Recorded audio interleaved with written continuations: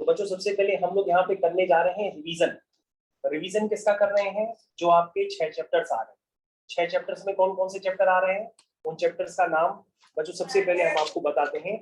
पहला चैप्टर है मैटर, दूसरा है फिजिकल एंड केमिकल चेंज, तीसरा है एलिमेंट्स, कंपाउंड्स एंड मिक्सचर, फिर है एटॉमिक स्ट्रक्चर, फिर लैंग्वेज ऑफ केमिस्ट्री और फिर है केमिकल रिएक्शंस। तो बच्चों ये सारे चैप्टर्स आपके सिलेबस में आ रहे हैं, लेकिन मैं आपको बता दूं जो उनमें वेटेज होगा वो लास्ट 3 चैप्टर्स का सबसे ज्यादा वेटेज होगा, यानी कि atomic structure, language of chemistry और केमिकल रिएक्शंस। तो बच्चों आपको ये पता होना चाहिए कि कौन से टाइप की रिएक्शन आपके पास लिखने आने वाली है, वो आपको जरूर ध्यान देना होगा। ठीक है, तो टाइप्स ऑफ रिएक्शन आप जरूर प्रिपेयर कर लीजिएगा। अगर आपकी वो प्रिपेयर नहीं है तो आप हमारे किसी भी वीडियो लेक्चर से जो आपने अभी देखा था उससे आप रिवाइज कर सकते हैं। ठीक है बच्चों, तो बच्चों मैं आपको मेन टर्म बताता हूं। जैसे आपको एक रिएक्शन का नाम याद रखना होगा, उसे कहते हैं रिवर्सिबल रिएक्शन। क्या कहते हैं? Reversible reaction. तो बच्चों आपने रिवर्सिबल रिएक्शन का नाम पहले भी सुना होगा। रिवर्सिबल रिएक्शन उसे कहते हैं जो ठुमके लगाती है, यानी आगे से पीछे, पीछे से आगे, आगे से पीछे, पीछे से आगे। जो रिएक्शन ठुमके लगाए तो समझ लो वो रिएक्शन का नाम है रिवर्सिबल रिएक्शन। तो बच्चों आपको ध्यान देना होगा, रिवर्सिबल रिएक्शन जो होती है उसमें क्या आपको देखने के लिए मिलता है? उसमें देखने के लिए मिलता है, जैसे आपने ले लिया सल्फर डाइऑक्साइड की रिएक्शन कराई ऑक्सीजन के साथ, तो ये रिएक्शन एक रिवर्सिबल रिएक्शन है। और बच्चों ये रिवर्सिबल का साइन होता है, ठीक है ना। और यहाँ पर जैसे मैंने बताया कि सल्फर डाइऑक्साइड ऑक्सीजन से रिएक्ट करके क्या बनाती है? Sulphur trioxide. क्या बनाती है? Sulphur trioxide. तो बच्चों इसका नाम होता है SO3। और ये रिएक्शन बच्चों इन प्रेजेंस ऑफ कैटलिस्ट भी होती है। कैटलिस्ट का नाम है V2O5। V2O5 का नाम होता है वेनेडियम पेंटाऑक्साइड। क्या नाम होता है? Vanadium pentoxide. और टेम्परेचर है 450 डिग्री सेंटीग्रेड। और बच्चों इस रिएक्शन को जब आप बैलेंस करेंगे तो बैलेंस करने के लिए आपको यहाँ पर ध्यान देना होगा। सबसे पहले अगर आप बिल्कुल नहीं जानते बैलेंसिंग, तो देखिए मैं बैलेंसिंग करके आपको दिखाता हूँ। एक सल्फर यहाँ है, एक सल्फर यहाँ है, यहाँ बच्चों 4 ऑक्सीजन है। देखो 2 और 2 कितने हुए? 4 ऑक्सीजन।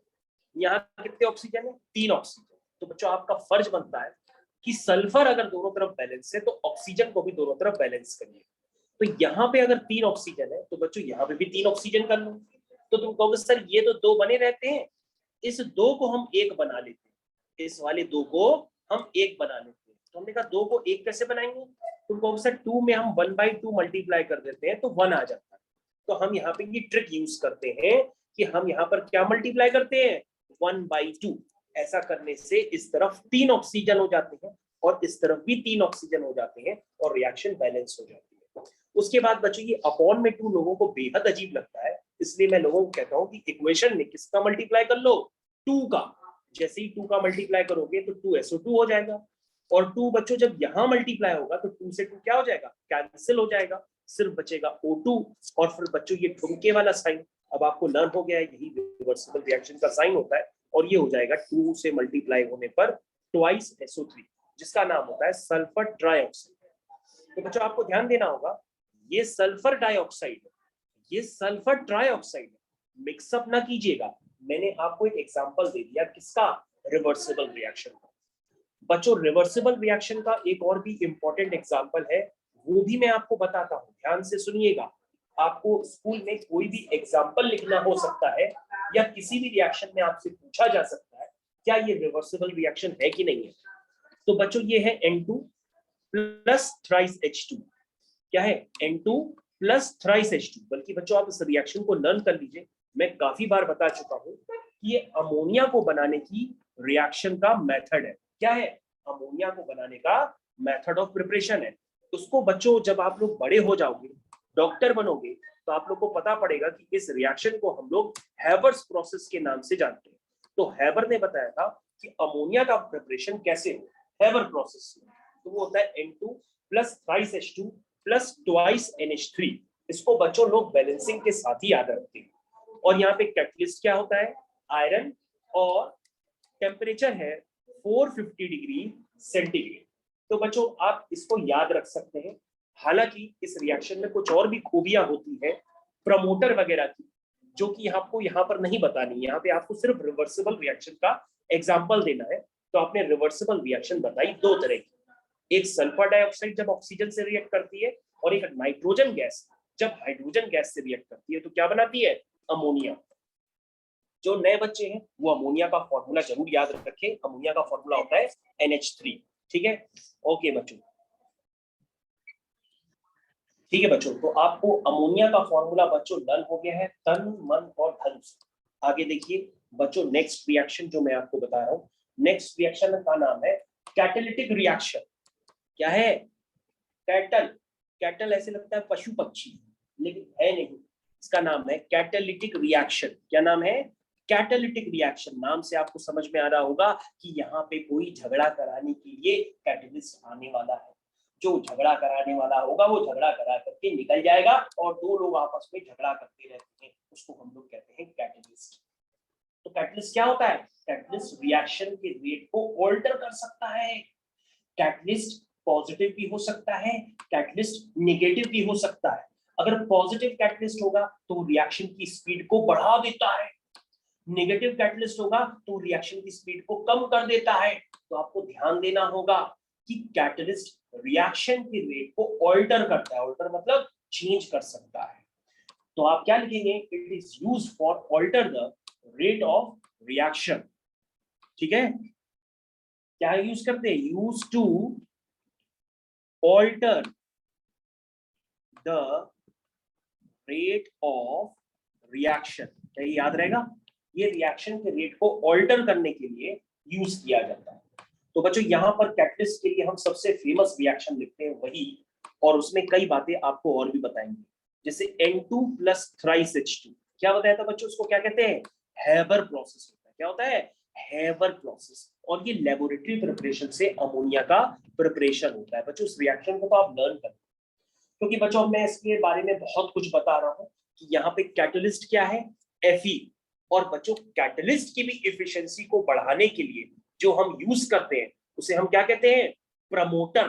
तो बच्चों यहाँ पे प्रमोटर हम ले रहे हैं, उसका नाम क्या है, मोल्बिडेनम, कैपिटल M स्मॉल o। क्या नाम होता है, मोल्बिडेनम।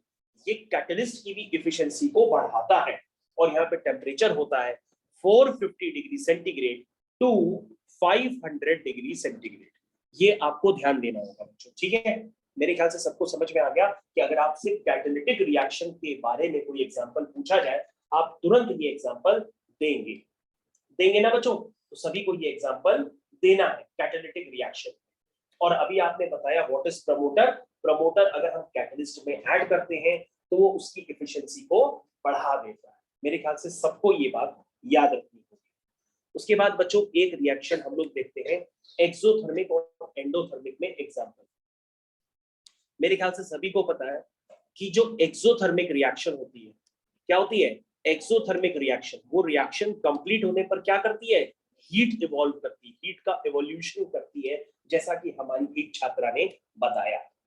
तो बच्चों देख सकते हैं आप, मैं रिएक्शन को फिर से रिपीट कर रहा हूं। मैंने लिखा sulphur dioxide plus oxygen gas, arrow बनाऊंगा तो क्या बनेगा, सल्फर ट्राइऑक्साइड बनेगा SO3। और इसकी बैलेंसिंग भी आप जान चुके हैं, और आपने साथ में देखा कि एक्सोथर्मिक रिएक्शन है, यानी कि रिएक्शन कंप्लीट होने पे क्या निकलेगी, हीट। क्या निकलेगी, हीट। तो हीट को सिंपल बच्चों डेल्टा होता है, उसको डेल्टा से रिप्रेजेंट करते हैं। ठीक है, तो बच्चों आपको कोई भी एक रिएक्शन बतानी पड़ती है। वैसे मैं आपको बता दूं बच्चों आपकी जानकारी के लिए, दुनिया में ज्यादातर रिएक्शन जो होती है वो एक्सोथर्मिक। जैसे मैं आपको बताऊं, जैसे ही आप स्कूल से घर आते हो और खाना खाते हो, तो खाना खाने के बाद थोड़ी देर पेट आपका गर्म हो जाता है। आपने ध्यान दिया है क्यों पेट गर्म हो जाता है, क्योंकि खाना डाइजेस्ट हो रहा होता है, हीट इवॉल्व हो रही होती है। उस हीट से क्या आने लगती है, कभी कभी नींद भी आने लगती है खाना खाने के बाद। ठीक है ना, डकार भी आने लगती है, गैस भी बनने लगती है, फिर ऐसे लगता है थोड़ी देर सो जाते हैं। तो बच्चों मैं आपको बताऊं, जब खाना डाइजेस्ट होता है तो उसमें भी हीट क्या होती है, इवॉल्व होती है। तो मैं आपको बता रहा हूं दुनिया में ज्यादातर रिएक्शन कैसी होती है, एक्सोथर्मिक रिएक्शन। तो बच्चों आप क्विक लाइन जानते हैं, क्विक लाइन का नाम होता है कैल्शियम ऑक्साइड। और ये भी रिएक्शन एग्जाम में बहुत पूछी जाती है कि कैल्शियम ऑक्साइड जब वाटर से रिएक्ट करता है तो क्या बनाता है, कैल्शियम हाइड्रोक्साइड। ये भी रिएक्शन कैसी है, ये भी रिएक्शन आपकी एक एक्सोथर्मिक रिएक्शन का एग्जाम्पल है। तो बच्चों कैल्शियम हाइड्रोक्साइड सभी लोग जानते हैं, कैल्शियम हाइड्रोक्साइड को और भी क्या कहते हैं, स्लेक्ड लाइन। क्या कहते हैं, स्लेक्ड लाइन। और इसको क्या कहते हैं, क्विक लाइन। क्या कहते हैं, क्विक लाइन। तो बच्चों क्विक लाइन और स्लेक्ड लाइन ये दोनों बातें आपको पता होनी चाहिए। चलिए उसके बाद बच्चों मैंने आपको बताई कि एक्सोथर्मिक रिएक्शन क्या होती है, जिनको कंप्लीट होने पर हीट निकलती है। लेकिन आप कहोगे सर आपने कोई भी ऐसी रिएक्शन नहीं बताई जिसको कराने के लिए हीट एब्जॉर्ब करानी पड़ती है। तो बच्चों वो भी मैं आपको रिएक्शन बताता हूं, उनको हम लोग कहते हैं एंडोथर्मिक रिएक्शन। मतलब उन रिएक्शंस को कराने के लिए आपको हीट देनी पड़ेगी, है ना, उनको हम लोग क्या कहते हैं, एंडोथर्मिक रिएक्शन। तो एंडोथर्मिक रिएक्शन को ध्यान से देखिए और समझिए। तो हम लोग समझने जा रहे हैं एंडोथर्मिक रिएक्शन। तो कोई भी एक रिएक्शन के एग्जांपल से आप समझ सकते हैं। सबसे easy reaction N2 plus O2 that gives twice NO, that gives twice NO। और बच्चों मजे की बात ये रिएक्शन रिवर्सिबल भी होती है, twice NO, और इसमें हीट क्या होती है, हीट एब्जॉर्ब होती है। तो ये एग्जांपल हो गया एंडोथर्मिक रिएक्शन का। तो मेरे ख्याल से एंडोथर्मिक रिएक्शन भी सभी बच्चों को बहुत अच्छे से समझ में आ गई है। सब बच्चे नाच रहे हैं, झूम रहे हैं और खुशी के मारे पागल। चलिए तो चलिए बच्चों हम लोग आगे कंटिन्यू करते हैं। मैंने आपको बताया आपके कोर्स में कंटेंट में काफी कुछ आ रहा है और आपने जो प्रीवियस ईयर क्वेश्चंस होंगे वो भी आपने लगा लिए हैं लेकर के, तो बहुत अच्छी बात है। चलिए हम लोग आगे कंटिन्यू करते हैं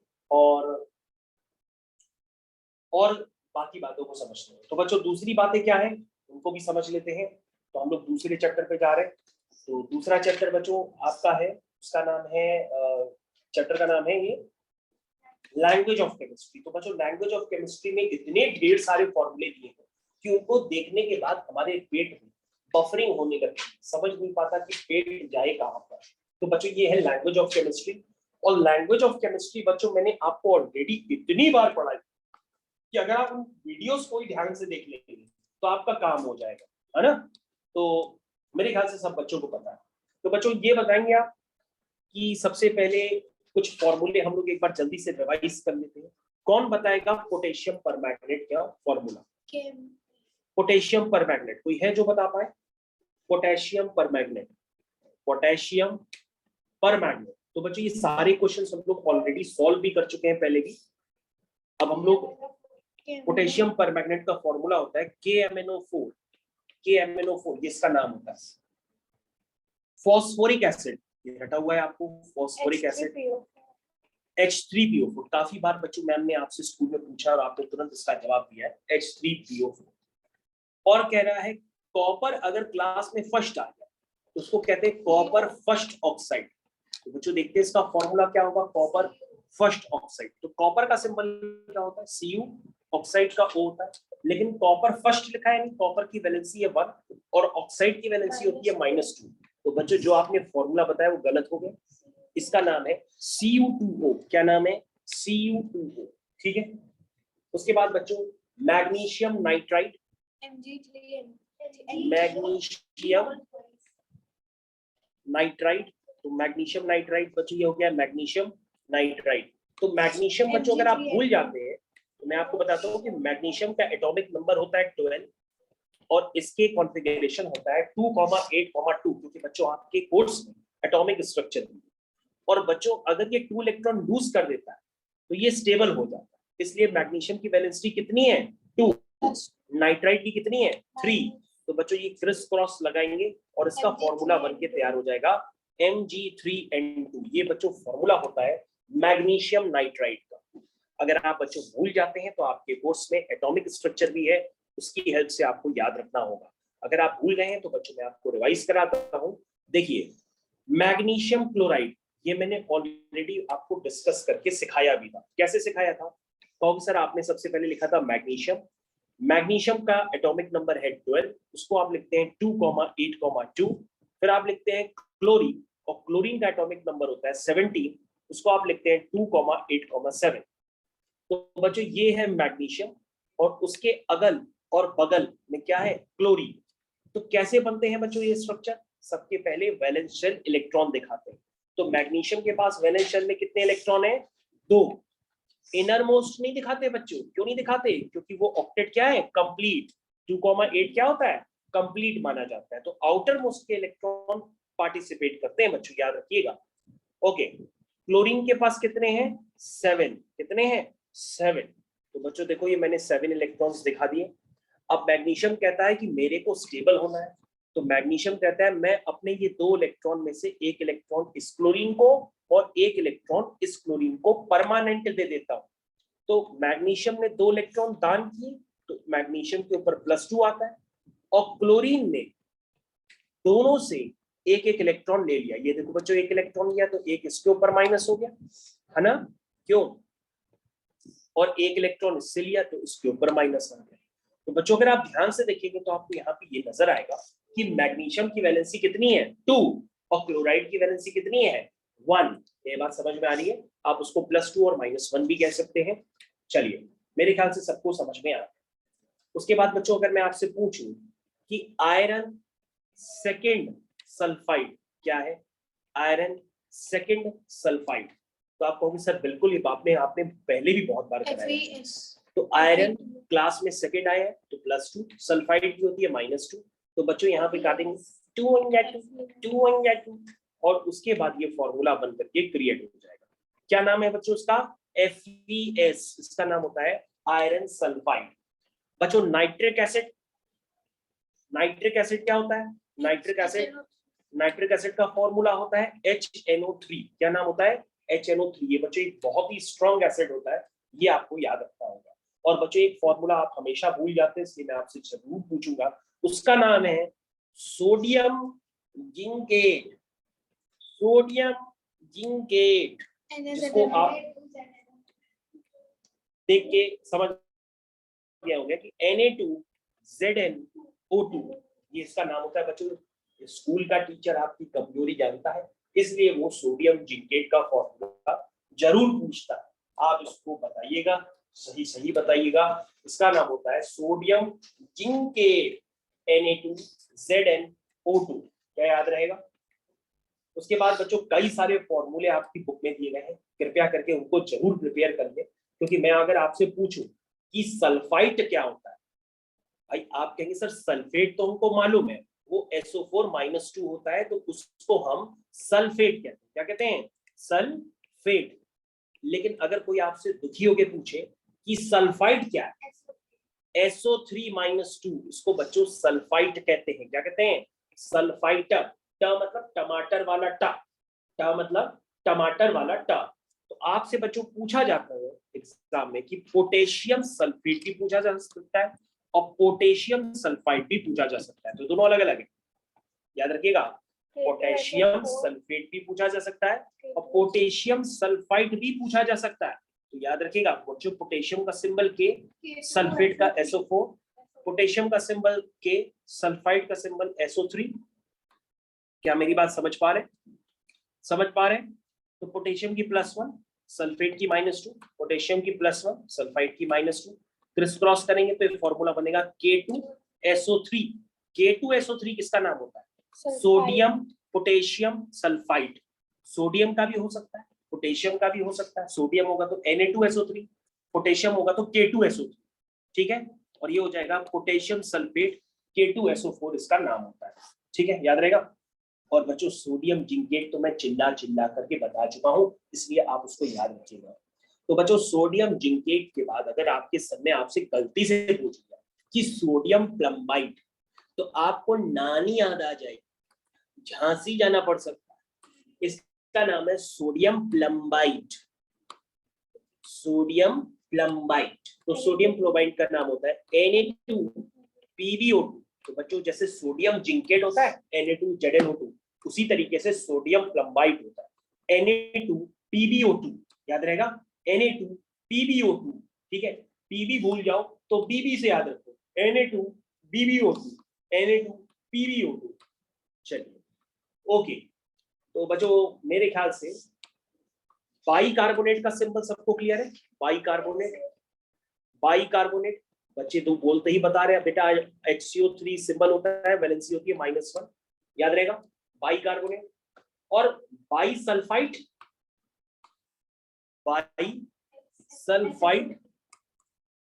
क्या होता है? HSO3 -1। ये बच्चों बाईसल्फाइड का सिंबल होता है, HSO3 -1। इसको जरूर याद रखिए, बाईसल्फाइड। ठीक है, बाईसल्फाइड का सिंबल सबको याद रहेगा, प्लम्बाइट का सिंबल सबको याद रहेगा।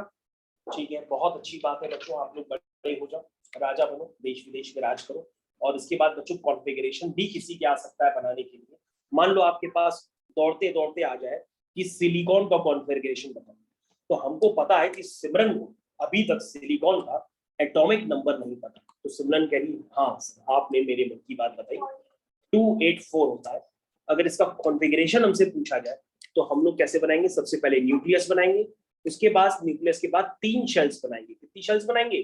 3 शेल्स बनाएंगे। तो बन रही है 3 शेल्स, और तीनों शेल्स में क्या भरेंगे? इलेक्ट्रॉन। तो पहली शेल में बच्चों कितने इलेक्ट्रॉन जाएंगे? 2। उसके बाद वाली में 8, ठीक है, और उसके बाद वाली में 4। मेरे ख्याल से सभी को इस तरह से लिखना आ गया है और सारे बच्चे इस तरह से कॉन्फ़िगरेशंस को लिख सकते हैं।